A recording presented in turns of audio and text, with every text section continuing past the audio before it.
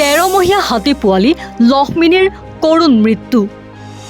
চিকিৎসাৰ নামত হাতী পোৱালিক হত্যাৰ অভিযোগ। ম্যাদ উকলাত বেজী দিয়াৰ পিছতেই মৃত্যু ঘটিছে লক্ষ্মিনীৰ। পশু চিকিৎসা শিবিৰত লক্ষ্মিনী নামৰ হাতী পোৱালিৰ কৰুণ মৃত্যু। উত্তৰ প্ৰদেশৰ NGO ৱাইল্ড লাইফ SOSৰ চৰম গাফিলতি। লক্ষ্মিনীৰ মৃত্যুৰ পিছতে শোকত ভাঙি পৰিছে মাউত আৰু পৰিয়াল। ম্যাদ উকলা বেজী দিয়াৰ পিছতে কৰুণ মৃত্যু ঘটিছে লক্ষ্মিনীৰ। তিনিচুকীয়া জিলাৰ ডুমডুমা বন সংমণ্ডলৰ অধীনস্থ কুমচাং সংৰক্ষিত বনাঞ্চলত এটি 13মহীয়া হাতী পোৱালিৰ কৰুণ মৃত্যু ঘটিছে। উত্তৰ প্ৰদেশস্থ NGO ৱাইল্ড লাইফ SOS আৰু ডুমডুমা বন সংমণ্ডলৰ উদ্যোগত আয়োজিত এক পশু চিকিৎসা শিবিৰৰ পাছতেই লক্ষ্মিনী নামৰ হাতী পোৱালিটোৰ কৰুণভাৱে মৃত্যু হোৱাক লৈ সমগ্ৰ অঞ্চলটোত এক উত্তপ্ত পৰিস্থিতিৰ সৃষ্টি হৈছে। অভিযোগ উঠিছে যে উক্ত NGOটোৰ চিকিৎসক চৰম অসাৱধানতা আৰু ম্যাদ উকলি যোৱা বেজী প্ৰয়োগ কৰাৰ বাবে সুস্থ হৈ থকা হাতী পোৱালিটোৱে অকাল মৃত্যুক সাৱটি ল'বলগীয়া হ'ল। এই ঘটনাই কেৱল বন বিভাগৰ কাম কাজৰ ফুপুলা স্বৰূপটোৱে উদঙাই দিয়া নাই, বৰঞ্চ বহিৰাগত NGOৰ সন্দেহজনক কাৰ্যকলাপকো কাঠগড়াত থিয় কৰাইছে। যোৱা 18 এপ্ৰিলত তালাপ আৰু কুমচাং বন পৰিসৰত হাতীৰ স্বাস্থ্য পৰীক্ষাৰ বাবে এক বিনামূলীয়া শিবিৰ অনুষ্ঠিত কৰা হৈছিল। লক্ষ্মিনী নামৰ হাতী পোৱালিটোৰ মালিকে কিউবেৰে প্ৰকাশ কৰা মতে বনৰক্ষীৰ উপস্থিতিতেই ৱাইল্ড লাইফ SOSৰ দলটোৱে লক্ষ্মিনীসহ আন হাতীসমূহক বেজী প্ৰদান কৰিছিল। কিন্তু বেজী লোৱাৰ পৰৱৰ্তী দিনাই অৰ্থাৎ দেওবাৰে পুৱা পোৱালিটোক মৃত অৱস্থাত উদ্ধাৰ কৰা হয়।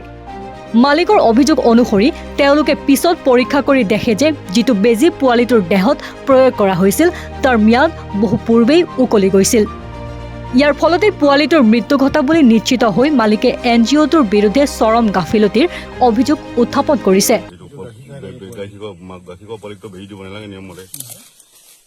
মাকৰ গাখীৰ খালে পোৱালিক বেজী নিদিয়ে, মানুহৰ নিচিনাই বস্তু, গতিকে সেইটো বেজী দি পেলাই লেবেজান হৈ পেলাই ৰাতি এনেকুৱা অৱস্থা হ'ল।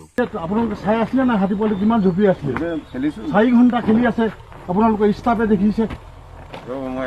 মাকজনী বেজী দিয়াৰ পাছত পোৱালিটো কেলে মাৰি দিছে? বেজী মই নিদিবি বুলি কওঁতো, যদি বেমাৰ আছিলে ট্ৰিটমেণ্ট কেলে দিলে?